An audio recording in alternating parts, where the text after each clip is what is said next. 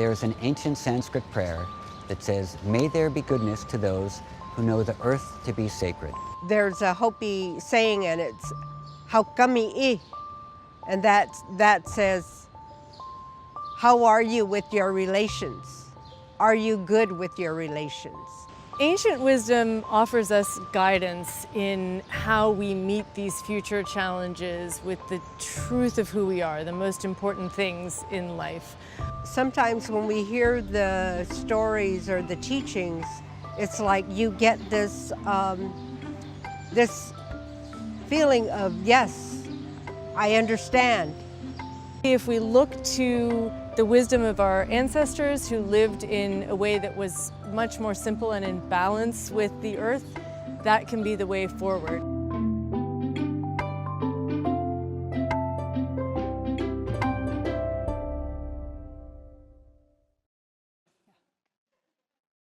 Hello.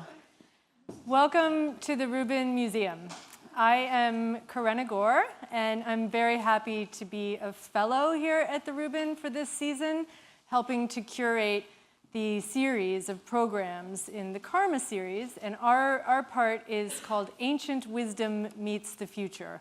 We're drawing from a diverse set of wisdom and spiritual traditions to discern an ethical framework.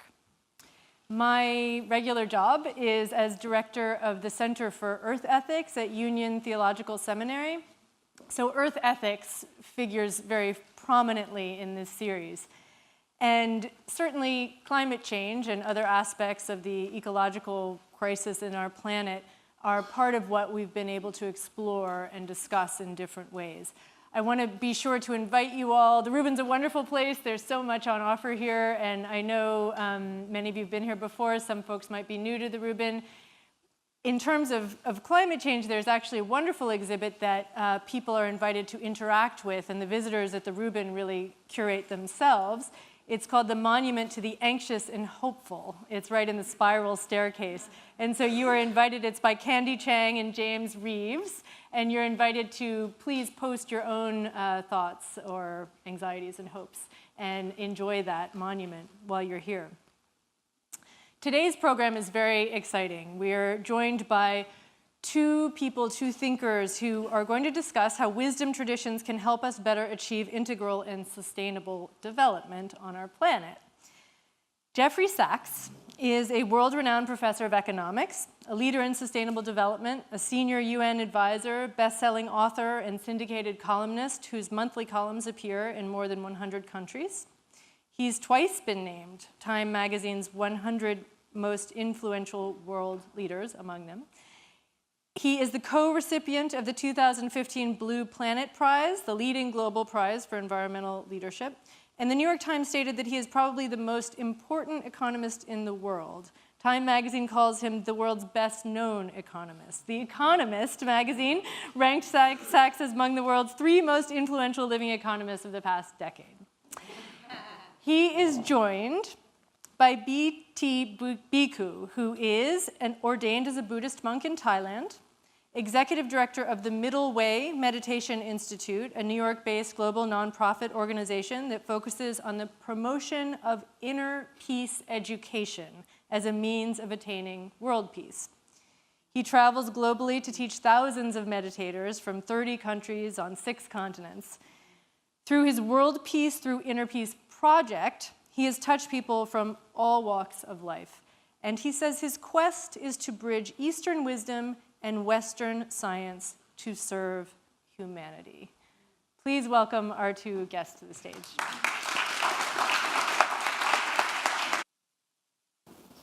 You want to start? Please. I ran here with my daughter, knowing that I would soon be calmed down because we have a venerable Bhikkhu with us, and a wonderful, wonderful person. And every time we've met, he has started with some wisdom, in practical wisdom. So I want to turn it to you. Okay. Hello everyone. I met Professor Sachs last June this June, and we discussed about the wisdom and sustainable development. And last 22 September, we have event at Columbia University. And then I hear him say for the first time, I'm super excited. He said his hero is Buddha and Aristotle. And both guru share the same thing, balance. Buddha said the middle way. Aristotle said the path of moderation. So recently I have a privilege to introduce the middle way meditation to Professor Sachs at his home. And I told him that the middle way is not just a concept, it's a way of life. And deeper, it starts in silence. Like when Siddhartha gained enlightenment, he didn't talk to anyone. He's quiet. And he back to the middle way inside. So he whispered to me that we should start from it. So I will guide everyone a little bit to get back inside. Anyone meditate before? Can you raise your hand? Awesome. So you know the bit.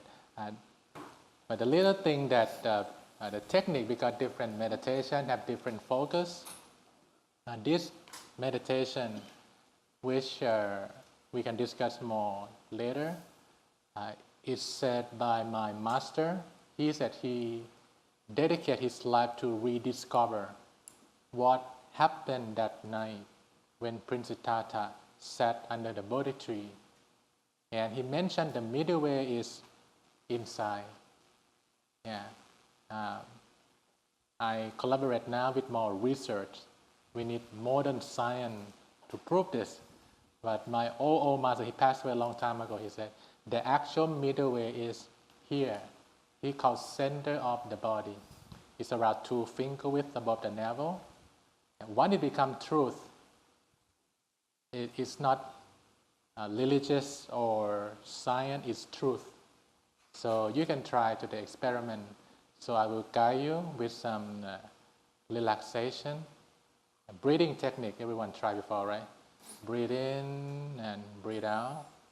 But once you are settled, keep your awareness at the middle way, at the spot inside you, and keep it quiet. Let everything sink down. I told my student, meditation is a shower for the mind. So it's a shower time, not take it serious. Like when you go shower, right? No step, just relax, take it easy, and let the pure water of wisdom shower your mind. Okay, are you ready? Okay, just relax and then let your hands on your lap comfortably. We have this inner peace time together.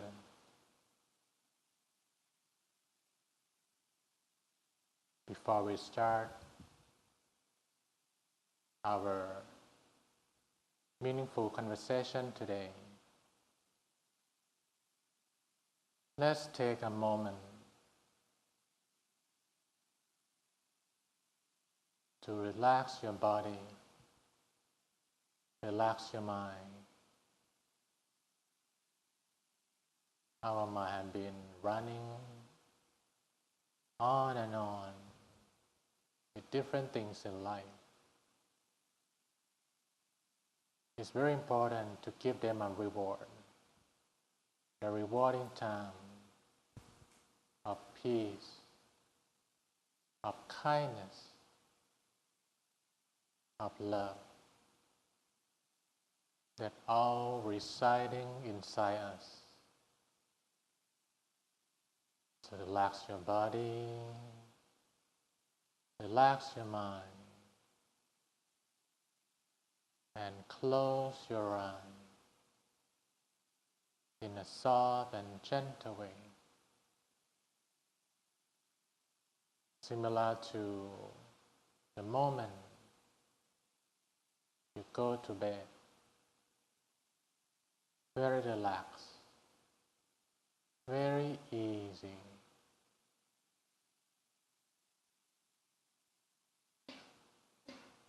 Then you can take a deep breath in and out, in and out, slowly and gently. Every time that you breathe in, breathe in feelings of peace, joy, and happiness. When you breathe out all concern, worries, tension. Breathe it out all. In and out. In and out. Slowly and gently. Relax. In and out. In and out. With deep breathing, you can feel more relief. You can feel more relaxed. Just let it flow into a good feeling, and you breathe as normal. Do not worry about your breath anymore. Let it flow naturally. Then allow relaxing energy flowing throughout your body. Like when you take a shower in the morning, that the water flowing down from the top to cleanse your body, feel fresh. You allow relaxing water flowing down from the top, your head, your face, shoulder, body, your buttock, your legs, all the way down, and feel like you are melting away to the surrounding. Peaceful, easy, simple. Then allow your awareness settle down inside yourself, around the middle part in your stomach, the inner middle way, center of the body. Let everything sink down to the bottom. Relax, gentle, like when you see the feather of the bird floating down from the sky to touch the surface of the water. Gently touch the center and let go. Feel the ripple of peace, the ripples of love spreading out. If any thought, any ideas come, let them fly away like a bird in the sky. Enjoy this relaxing time. peaceful time at the middle way, at a balanced spot inside yourself, in silence for a moment.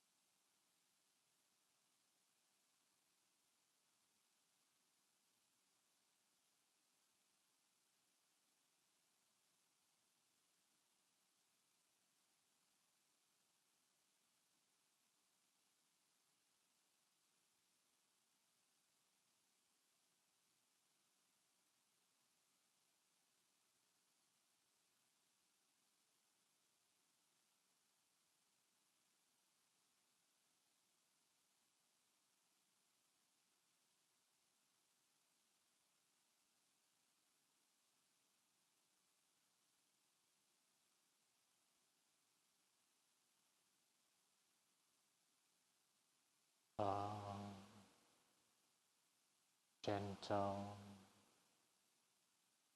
and relaxed. Change your good feeling. Change your nice feeling of peace, harmony, yourself, with the world, with the universe, and allow this peace to be with you till you go to bed tonight. And slowly and gently open your eyes to remain calm and gentle inside yourself.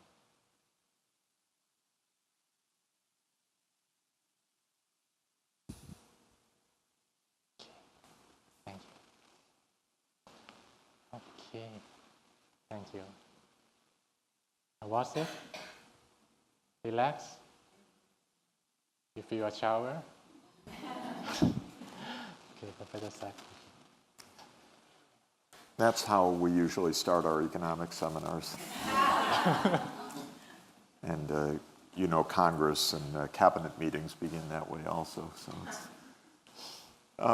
thank you very much. And thank you for being here. Thanks to all of you for being here. And Karina, thank you for thinking of this and organizing the session. I really like the idea of ancient wisdom and modern purpose, partly because we have really lost a lot of connection with a lot of wisdom. So it's a matter of regaining some connections. I know with me, it was a new discovery of a lot of ancient Greek philosophy, which doesn't seem so ancient to me anymore. But at the time, it seemed very remote, and now it seems daily good sense and daily wisdom.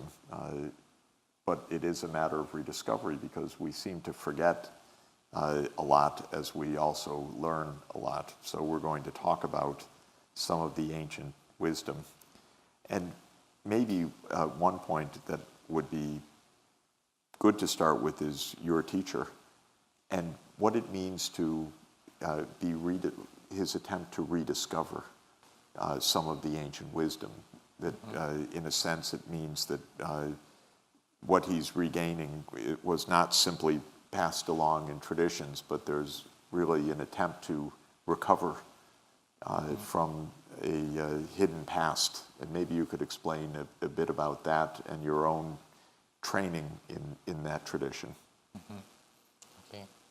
Thank you, Professor. Thank you, Karena, for having me, and thank you, everyone. This is my very first public appearance in New York. I travel around the world, in Africa, in Jordan, and I write in my diary most of the time. I'm one of the most fortunate monks in the world. I work with Muslim, I work with Jewish, and I work with a lot of atheists. I don't believe in God. I want peace now. I'm stressed. Those CEOs who have a lot of money but very poor life. Yeah. So to touch on the wisdom, I would like to lay out some big picture. My master said, we become one when we close our eyes. And then we will feel that same fear, that same expectation, this and that. But when we open our eyes, sometimes we see different, and that sometimes misleads us. And he shared me this, and I think the wisdom, once it becomes real wisdom, it transcends tradition. He mentioned this to me, and I use it all the time when I travel, and I will shoot back to what Buddha said.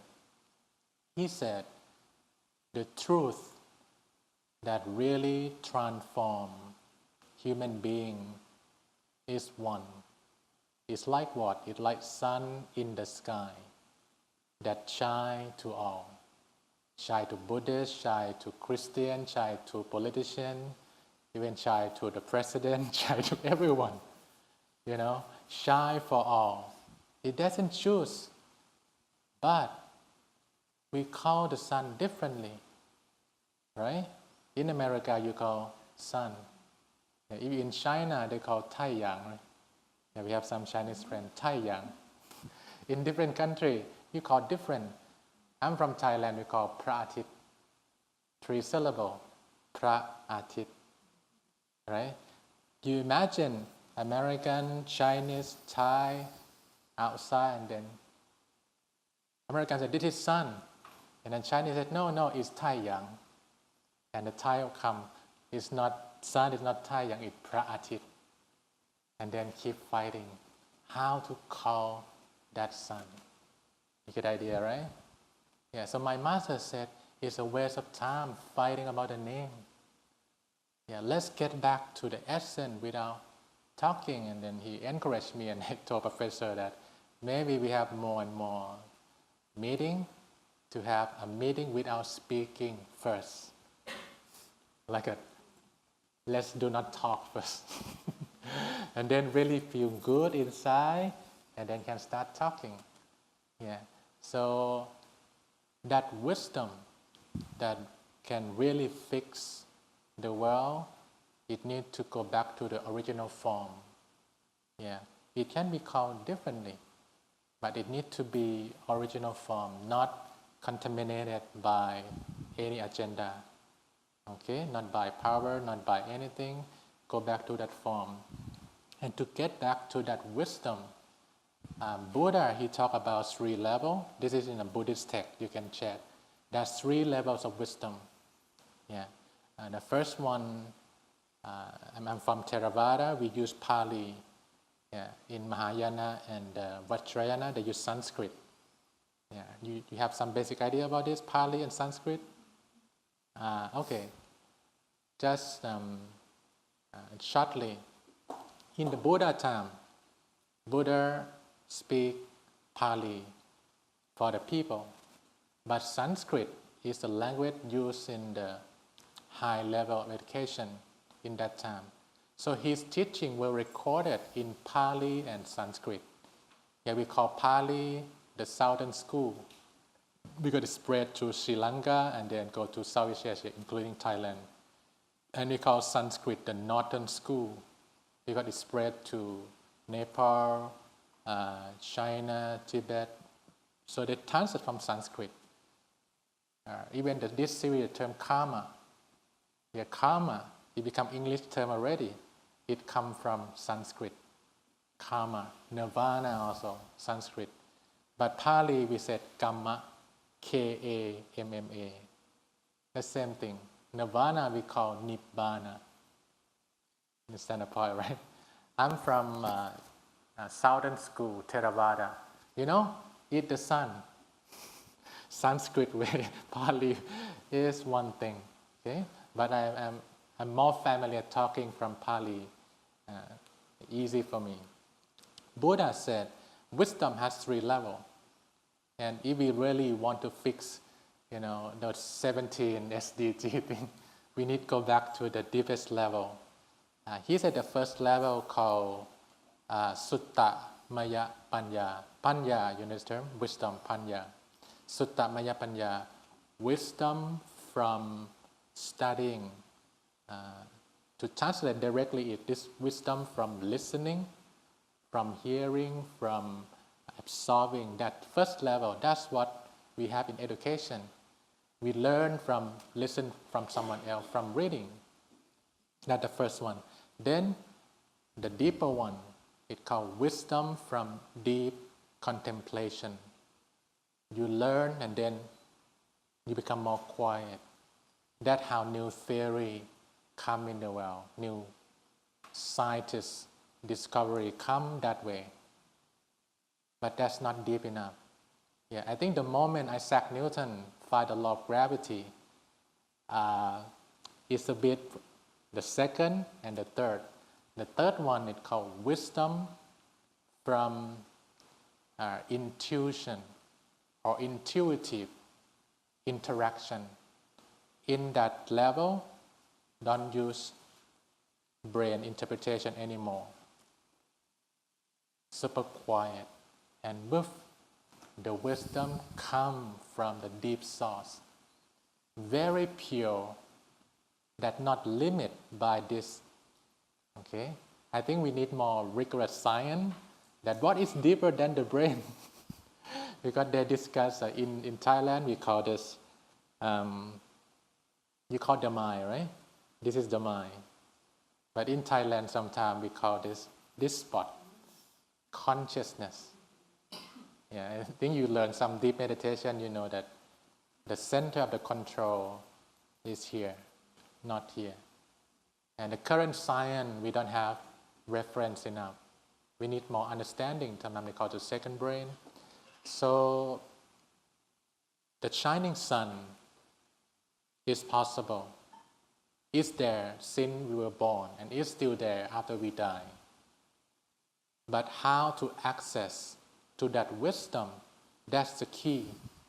Because now we get stuck in level 1 a lot. Noisy and, with many colors. Yeah, many times when I teach meditation, I use the glass. When we were young, the glass is clean. And you look through it, you find the truth, you find the beauty right away. But when we grow up, we collect many colors. Red when we get angry, blue when we feel sad, green when we feel not good about politician. and when we try to look at it, we cannot touch the solution. We cannot find the beauty in it because it's so. We need deep wisdom to transform the second level, the first level, the second level to the third one, the deepest one. And we need it for all, from ordinary citizen to leaders of the nation. It sounds a bit challenging, but that's the way to go. That we need to get everyone back to that depth. The answer will come up from that. Okay, so I think that I'm not sure I answered your question. Could you? But it kind of, this is how we. A good start. Could you say more about how to find that wisdom? Yeah. We need both. Okay. In what I learned from my tradition, there are theoretical wisdom. Yeah, it's much like a 1 or 2 level that we read. That we have books, we have many things, we contemplate on it. But it's so important to have experiential wisdom. For example, we talk about loving kindness. Yeah, you can dictionary what is loving kindness. But to really live loving kindness, that's another thing, right? Yeah, to say it easy, but to really do it is challenging. And I agree with Professor the last time that this is a lifelong thing, that you need to set a direction. I want to live differently. Interestingly, in New York, I'm so glad we have this museum, we have this conversation, because it's so, speedy, this and that, out there. So we need both theoretical to get the idea, and then you set a time. I told all my students that not find the time, make the time for that experiential wisdom, that in the silence you hear something you never hear when you're not silent.